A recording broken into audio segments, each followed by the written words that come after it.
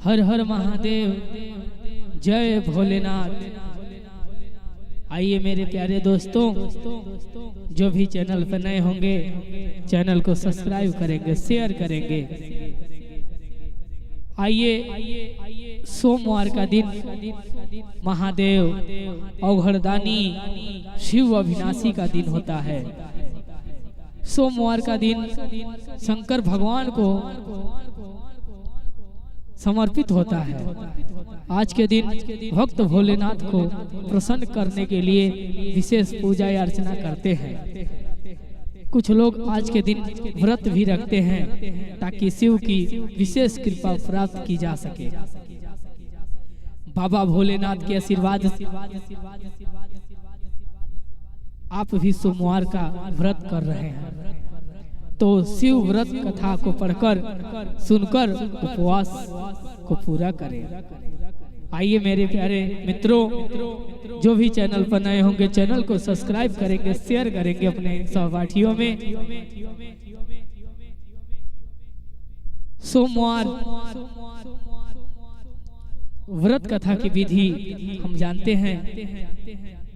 नारद पुराण के अनुसार सोमवार व्रत में व्यक्ति को प्रातः स्नान करके शिव जी को जल और बेल पत्र चढ़ाना चाहिए तथा शिव गौरी की पूजा करनी चाहिए। शिव पूजन के बाद सोमवार व्रत कथा सुननी चाहिए। इसके बाद केवल एक समय में ही भोजन करना चाहिए। साधारण रूप से सोमवार का व्रत दिन के तीसरे तक होता है, मतलब शाम तक रखा जाता है। सोमवार व्रत 3 प्रकार का होता है। प्रति सोमवार व्रत सोम, प्रदोष व्रत और 16 सोमवार का व्रत। इस सभी व्रतों के लिए एक विशेष विधि होती है। सोमवार की व्रत कथा क्या है, आइए हम जानते हैं। जो भी इस वीडियो को देख रहे हैं, सुन रहे हैं, इस वाणी को जो सुन रहे हैं वो एक बार कमेंट करें, शेयर करें। एक समय की बात है, किसी नगर में एक साहूकार रहता था। उसके घर में धन की कोई कमी नहीं थी, लेकिन उसकी कोई संतान नहीं थी। इस कारण वह बहुत दुखी था। पुत्र प्राप्ति के लिए वह प्रत्येक सोमवार व्रत करता था और पूरी श्रद्धा के साथ शिव मंदिर जाकर भगवान शिव और पार्वती जी का पूजा करता था। उस व्यक्ति की भक्ति देखकर एक दिन माँ पार्वती प्रसन्न हुई और भगवान शिव से उस साहूकार की मनोकामना पूर्ण करने के लिए आग्रह किया। पार्वती जी की इच्छा सुनकर भगवान शिव ने कहा कि हे पार्वती, इस संसार में हर प्राणी को उसके कर्मों का फल मिलता है और जिसके भाग्य में जो हो उसे भोगना ही पड़ता है। लेकिन पार्वती जी ने साहूकार की भक्ति का मान रखने के लिए उसकी मनोकामना पूर्ण करने की इच्छा जताई। माता पार्वती के आग्रह पर शिव जी ने साहूकार को पुत्र प्राप्ति का वरदान दे दिया। लेकिन साथ ही यह भी कहा कि उसके बालक की आयु केवल 12 वर्ष होगी। माता पार्वती और भगवान शिव की बातचीत को साहूकार सुन रहा था। उसे ना तो इस बात की खुशी थी और ना ही दुख। वह पहले की भांति शिव जी की पूजा करता रहा। कुछ समय के बाद साहूकार के घर एक पुत्र का जन्म हुआ। जब वह बालक 11 वर्ष का हुआ तो उसे पढ़ने के लिए काशी भेज दिया गया। साहूकार ने पुत्र के मामा को बुलाकर उसे बहुत सारा धन दिया और कहा कि तुम इस बालक को काशी विद्या प्रति के लिए जाओ और मार्ग में यज्ञ कराना। यहाँ भी यज्ञ कराओ और ब्राह्मणों को भोजन कराते और दक्षिण की दिशाओं से भी ब्राह्मणों को बुलाओ और भोजन कराओ और दक्षिणा देते हुए जाना। दोनों मामा भांजे इस तरह से यज्ञ कराते और ब्राह्मणों को दान दक्षिणा देते काशी की ओर चल पड़े। रात में एक नगर पड़ा जहां नगर के राजा की कन्या का विवाह था,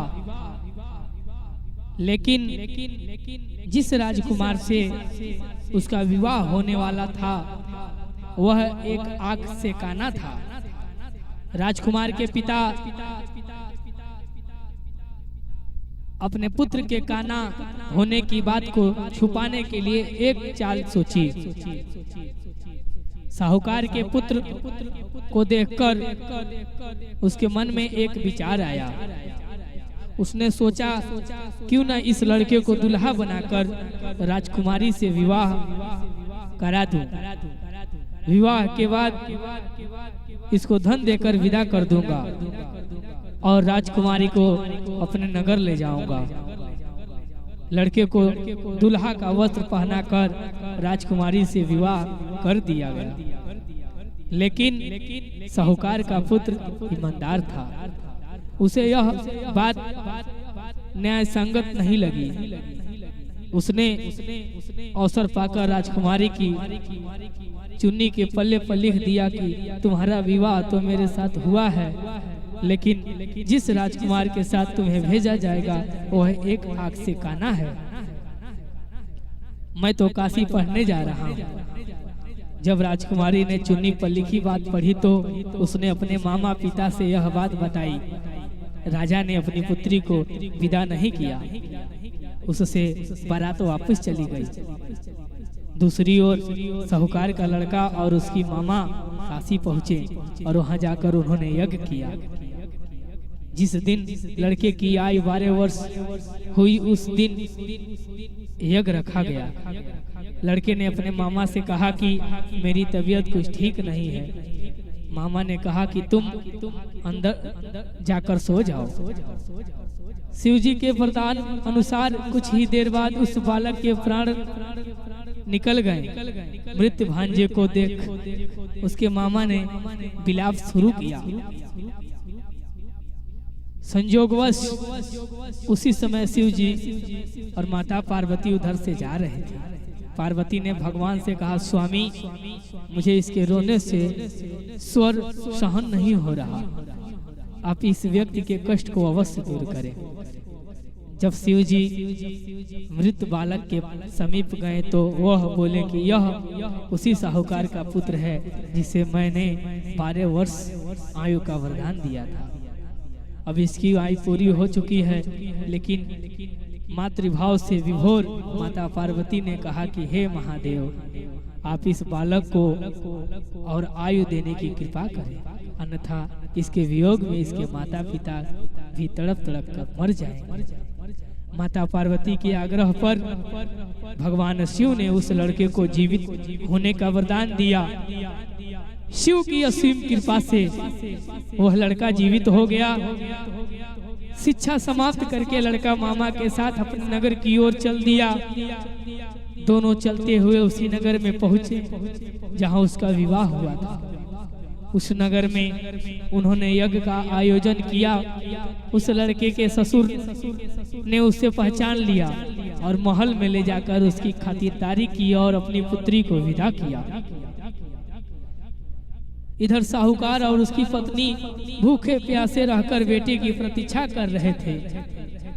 उन्होंने प्रण कर लिया था कि यदि उन्हें अपने बेटे की मृत्यु का समाचार मिलेगा तो वह भी प्राण त्याग देंगे, परंतु अपने बेटे के जीवित होने पर समाचार पाकर वह बेहद प्रसन्न हुए। इसी रात भगवान शिव ने व्यापारी में स्वप्न में आकर, हे श्रेणी, मैंने तेरे सोमवार के व्रत करने और व्रत कथा सुनने से प्रसन्न होकर तेरे पुत्र को लंबी आयु प्रदान की है। इसी प्रकार जो कोई सोमवार का व्रत करता है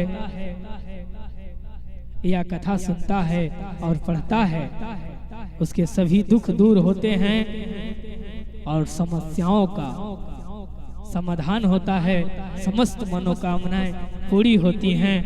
तो सभी लोग जो भी वीडियो में बने हैं दोनों हाथ ऊपर करके बोलेंगे हर हर महादेव,